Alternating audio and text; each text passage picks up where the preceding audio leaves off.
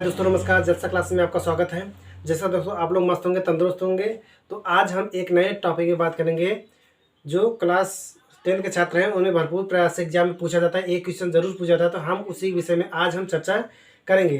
तो यहाँ पर आज हम पढ़ेंगे या सीखेंगे कि सिद्ध कीजिए कि √3 एक अपरिमेय संख्याएं हैं। अपरिमेय संख्या हम इसी को सिद्ध करना है। Prove that √3 is irrational number. हमको अपरिमेय संख्या या इररेशनल नंबर √3 को प्रूव करना है, सिद्ध करना है। तो यहाँ पर दोस्तों हम सबसे पहले यहाँ पर हम मान लेते हैं कि माना ए बी दो धनात्मक पूर्णांक है। ए और बी दो धनात्मक पूर्णांक है। ए और बी दो धनात्मक पूर्णांक है। माना ए व बी दो धनात्मक पूर्णांक है। ठीक है, दो धनात्मक पूर्णांक है। तो जो ए और ए व बी का उभयनिष्ठ कितना है? 1। ठीक है दोस्तों, माना ए व बी का दो धनात्मक पूर्णांक है। ए और बी का उभयनिष्ठ कितना है? 1। मतलब ए और बी का कोई सर्वभाजक नहीं है 1 के सिवाय। तो यहाँ पर हम मान लेते हैं, हमको सिद्ध करना है कि √3 एक अपरिमेय संख्या है। तो देखिए दोस्तों, यहाँ पर अपरिमेय जो संख्या है उसको सिद्ध करने का दूसरा तरीका नहीं है। तो हम मान लेते हैं कि √3 एक परिमेय संख्या है। √3 एक परिमेय संख्या मान लेते हैं। क्या है? एक परिमेय संख्याएं। अब परिमेय संख्या क्या होती है? ये परिमेय संख्या क्या होती है?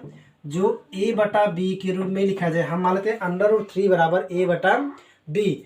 तो a/b क्या है? परिमेय संख्या है। परिमेय संख्या a/b परिमेय संख्या है।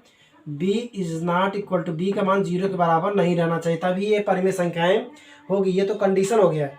√3 को हम एक परिमेय संख्या मान लेते हैं। √3 बराबर a/b।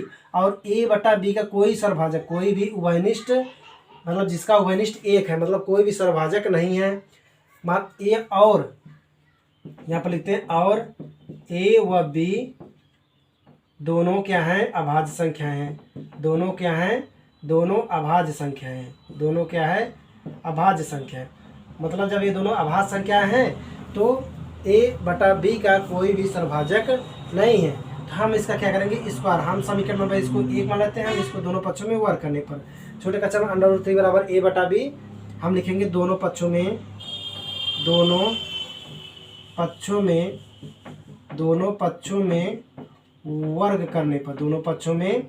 वर्ग करने पर जब हम दोनों पक्षों में वर्ग करेंगे तो लिखेंगे क्या? √3 का होल स्क्वायर बराबर a/b का होल स्क्वायर। ठीक है दोस्तों, तो हम क्या करेंगे? √3 से 2 कट आउट हो जाएगा। तो यहाँ पर बचेगा 3 बराबर लिखेंगे a² बटे b²। इसको हम इस प्रकार लिखेंगे। देखिए दोस्तों, अब हम b² को यहाँ शिफ्ट करते हैं, 3 को यहाँ शिफ्ट करते हैं। जब हम शिफ्ट करेंगे ये बराबर है ना, बीच में हम इसको 3 गुणा कर लेते हैं। तो यहाँ पर लिखते हैं b² बराबर a² बटे 3।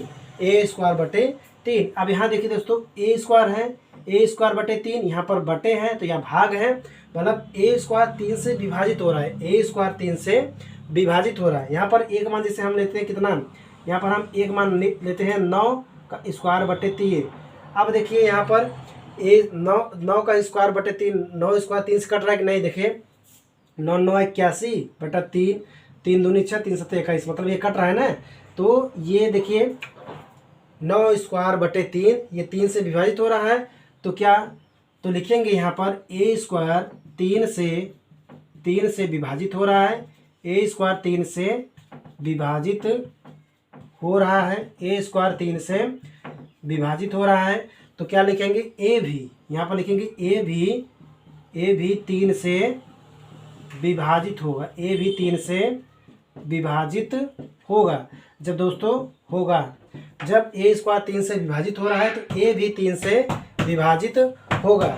तो आगे हम क्या करते हैं, ए भी 3 से विभाजित होगा। आगे हम क्या करते हैं कि यहाँ पर हम मान लेते हैं ए स्क्वायर बराबर 3c। हम 3c क्यों माने, यहाँ पर 3 है तो इसलिए हम मान लेते हैं ए बराबर 3c।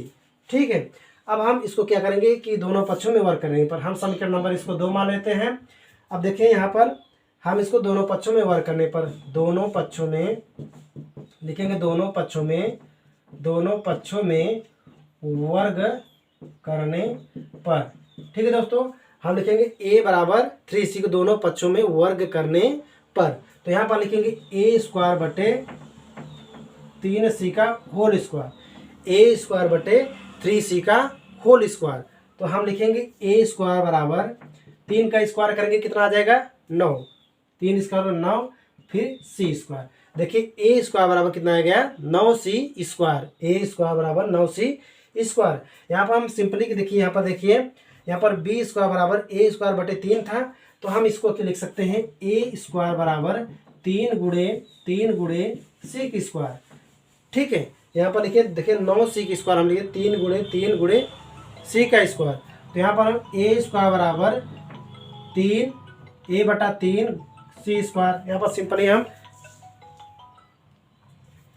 a स्क्वायर बटे 3 बराबर 3c स्क्वायर। अब हम a स्क्वायर बटे 3 को क्या माने थे, a स्क्वायर बटे 3 को हम यहाँ पर माने थे, इसको हम समीकरण नंबर 2 मान लेते हैं, समीकरण नंबर 2, इसको हम समीकरण नंबर 3 मान लेते हैं। तो a स्क्वायर बटे 3 को हम क्या मानते हैं b स्क्वायर। तो हम लिखेंगे b स्क्वायर बराबर 3c स्क्वायर। ठीक है, अब हम यहाँ पर हम सिंपली देख रहे हैं कि b स्क्वायर बटे 3 बराबर c स्क्वायर। यहाँ पर देखिए b स्क्वायर 3 से विभाजित हो रहा है, जिस प्रकार यहाँ पर देखिए a स्क्वायर 3 से विभाजित हो रहा है, यहाँ पर b स्क्वायर 3 से विभाजित हो रहा है कि नहीं, विभाजित हो रहा है ना, b स्क्वायर 3 से विभाजित हो रहा है। तो यहाँ पर लिखेंगे कि b स्क्वायर, यहाँ पर हम ऊपर लिख रहे हैं, तो b स्क्वायर 3 से विभाजित हो रहा है, विभाजित हो रहा है, और विभाजित हो रहा है, तो इस प्रकार b भी 3 से विभाजित होगा कि नहीं। अगर जिसको समझ आया वीडियो को लाइक कीजिए, बेल आइकन का दबा लीजिए, जिससे नोटिफिकेशन आप लोगों को पहुंच जाए। तो इसे b स्क्वायर 3 से विभाजित हो रहा है, तो b भी 3 से विभाजित हो रहा है। ठीक है दोस्तों, तो देखिए यहाँ पर हमारा उभयनिष्ठ, देखिए a स्क्वायर भी 3 से विभाजित हो रहा है और b स्क्वायर भी 3 से विभाजित हो रहा है। हम क्या मान के चले थे कि a व b का कोई भी उभयनिष्ठ 1 है, लेकिन यहाँ पर उभयनिष्ठ कितना आ रहा है 3। हम इसको माने थे अभाज्य संख्या, लेकिन ये क्या रहा है भाज्य संख्या, मतलब ये 3 से कट रहा है। तो इस प्रकार हम जो माने थे कि a और b क्या है, ये परिमेय संख्या है, परिमेय संख्या मानते ये हमारा विरोधाभास उत्पन्न कर रहा है, इसलिए हमारा ये सिद्ध हुआ कि √3 एक अपरिमेय संख्याएं हैं। इसी प्रकार आप लोग सिद्ध कर सकते हैं √5, √7, √11 एक अपरिमेय संख्या है। इसी प्रकार हल प्रूव करेंगे। ठीक है दोस्तों, अगर वीडियो को अच्छा लगा होगा तो वीडियो को लाइक कीजिए और बेल आइकन को दबा लीजिए, और जैसे नोटिफिकेशन आप लोगों को आसानी के साथ पहुंच जाए। ठीक है दोस्तों, और चैनल को सब्सक्राइब जरूर करना ना भूलिए। चलिए हम अब मिलते हैं अगले अपने नेक्स्ट वीडियो में, अगर एक नए चैप्टर के बारे में, एक नए चैप्टर के, तब तक के लिए दोस्तों जय हिंद जय भारत।